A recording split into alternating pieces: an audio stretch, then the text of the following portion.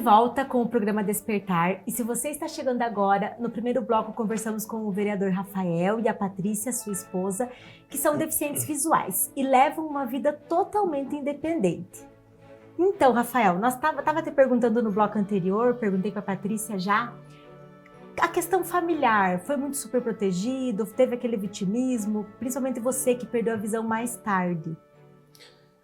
Então, Paty, a dona Patrícia, ela foi o primeiro caso na família, né? Eu não fui o primeiro caso na minha família. Como eu comentei, é um problema hereditário, né? A minha mãe já não enxergava, né?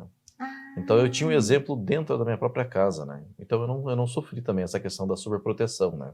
Tipo, vai se virar. Vai se virar, vai se virar. Eu lembro que quando eu perdi a visão, é até um tanto quanto cômico, né? Mas eu lembro que minha mãe me comentou comigo um dia de manhã, ou você vai para a escola, ou você fica em casa chorando as pitangas. Mas se você ficar em casa, você vai levar uma tunda todo dia. Eu falei, mas é já que eu vou para a escola, né? Não quis ficar em casa. Vamos estudar que é melhor, né? Exatamente, exatamente. Então, e daí que vocês se conheceram? Como é que foi isso? Formaram família? Se acharam aonde? Então, a gente se conheceu pela internet, porque o Rafael era de Curitiba, né? E eu daqui de Pato Branco.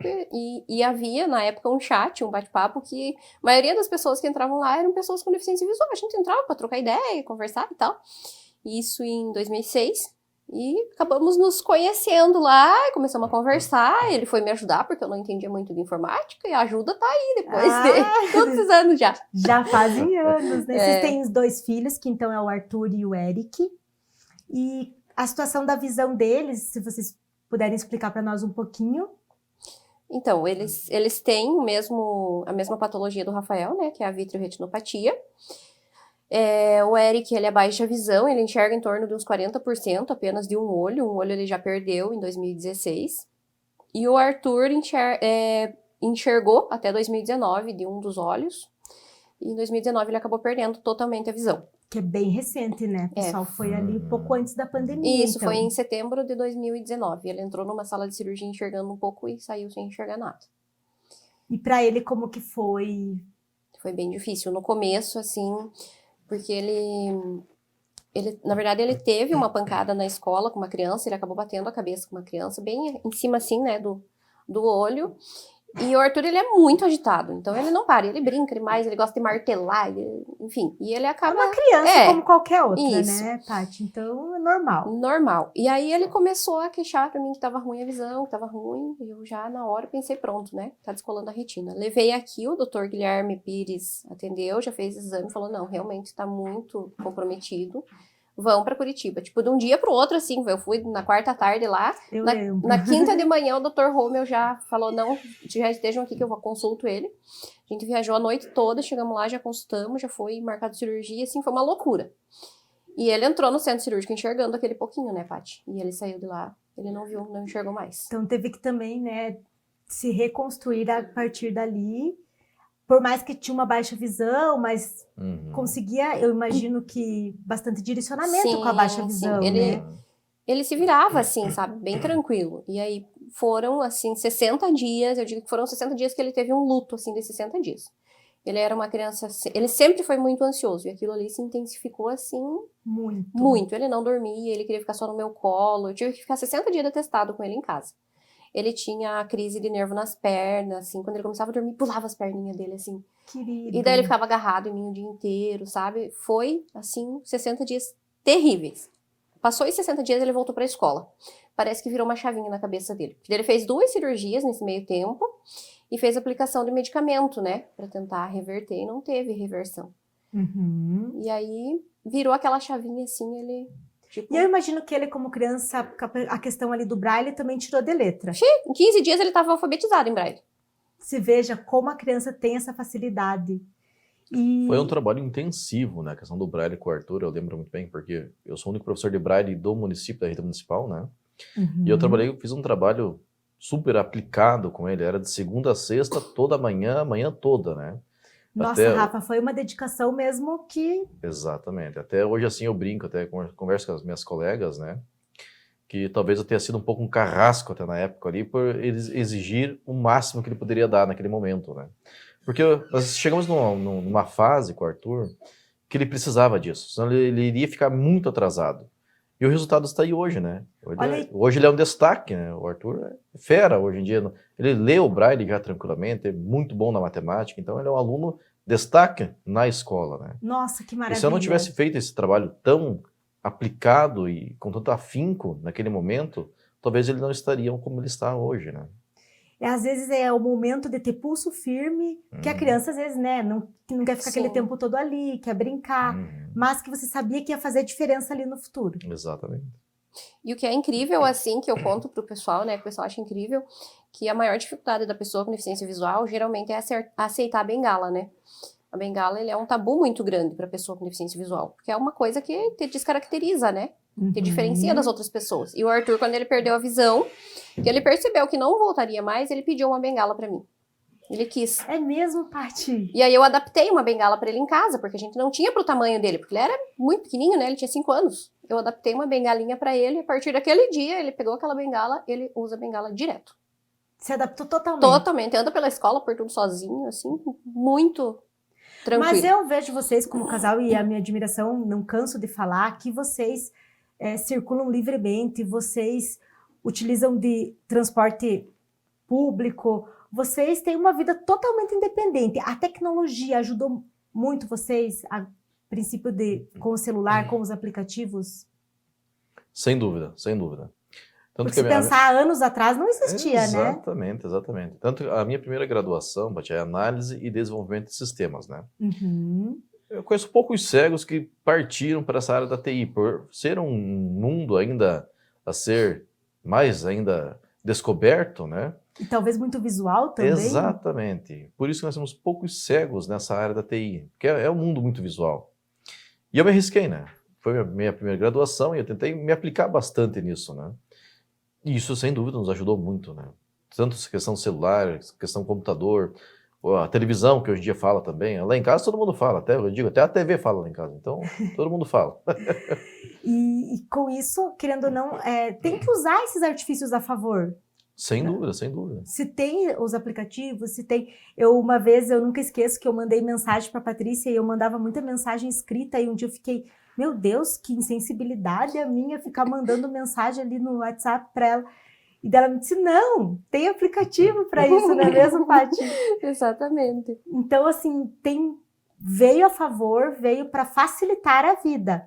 E vocês 4 hoje em dia, como que é? Sim, moramos nós 4, um cachorro e 4 passarinhos. Então somos nós em casa, né? O único que enxerga um pouquinho é o Eric. Mas a gente leva uma vida... E é uma casa normal. Normal, É o pessoal sempre pergunta, o que vocês têm de adaptação? Não temos nada de adaptação. O que uma casa tem, lá tem. Lá tem. A única, assim, né, eu tenho muito problema de lembrar. O Rafael, ele tem uma questão, assim, de lembrar os interruptores, né? Porque como a gente não usa luz, então eu não decoro para que lado que tem que ficar virado o interruptor. Fez sei lá quantos anos que nós estamos naquela casa, eu nunca decorei. O Rafael vai olhando todos os interruptores para ver que lado que tá, se tá ligada a luz ou não.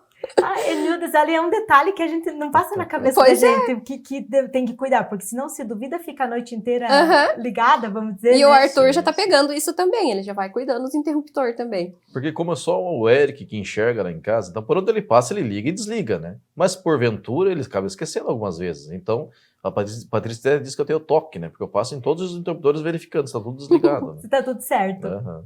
Que legal. E a questão assim, lidar com dinheiro... Sempre foi fácil, o pessoal saber como que funciona isso, porque é de repente uma curiosidade. Dinheiro sempre foi um problema quando a gente lidar com dinheiro, né? Porque há agora a questão das diferenciações das notas, né? Uma maior, um pouco menor, mas é difícil. Se eu tenho, por exemplo, uma nota de 10 e uma nota de 20, até eu saber que uma de 10 e outra de 20, posso confundir as notas, então é um grande problema. Eu, hoje em dia, muito difícil eu ando com dinheiro, eu ando precisando com cartão, né? Veio essa muito mais prático, realmente. exatamente, muito mais prático. Mas quando eu preciso do dinheiro em espécie mesmo, nós temos um aplicativo no celular que ele tira a foto e ele mesmo já diz que nota que é, né? Olha então isso facilita bastante. Nossa, que legal, não sabia disso. Facilita bastante. E o Eric, a questão dele com vocês, assim, ele dá aquele apoio, ou ele às vezes diz, não quero fazer isso, tipo, em alguma ajuda, alguma coisa. Tá quase pré-adolescente? Quase. Mas o Eric, ele é muito responsável, sabe? E nunca foi cobrado isso dele. Desde pequenininho, assim, eu lembro que o Eric, ele tinha 1 ano e pouquinho, ele caminhava e nem falava ainda. E uma vez ele achou uns grãozinhos de feijão caído no chão, e ele veio e me entregou na minha mão. Ele nunca colocou nada assim na boca, ele sempre me deu na mão.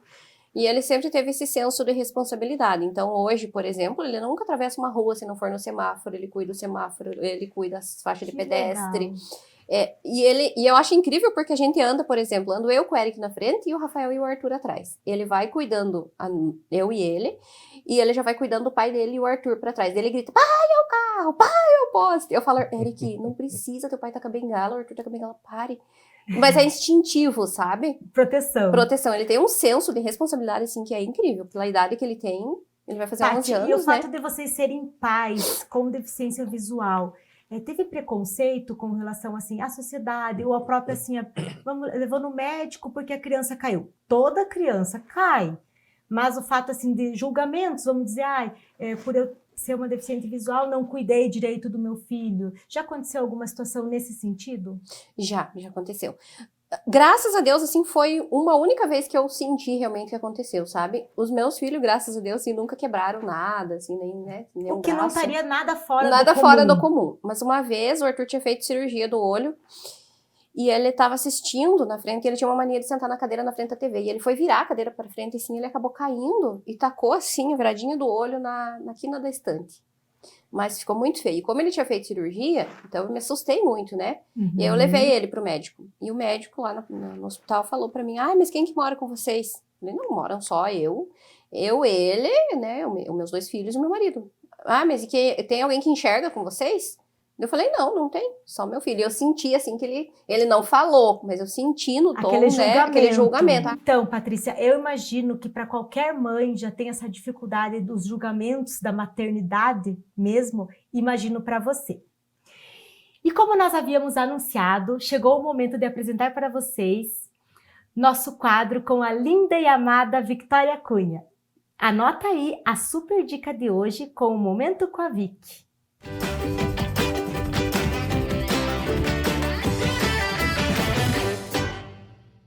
Olá, me chamo Victoria, eu tenho 18 anos, sou linda, inteligente. Gosto de estar com a minha família. Eu e meus amigos nasci com síndrome de Down. Eu sabia que as pessoas não são portadoras de síndrome de Down, porque uma pessoa pode portar uma bolsa de guarda-chuva ou ter um vírus, mas não uma deficiência. Isso é uma característica da pessoa e não algo que possa deixar em casa. Então lá vai a dica, o termo. O portador que caiu de desuso, tanto para a síndrome de Down quanto para as outras. A deficiência mais adequada e dizer que a pessoa tem uma deficiência. E lembrando que sou uma pessoa, assim como vocês, uma característica diferente, afinal somos todos diferentes, valeu? Um abraço da Vicky.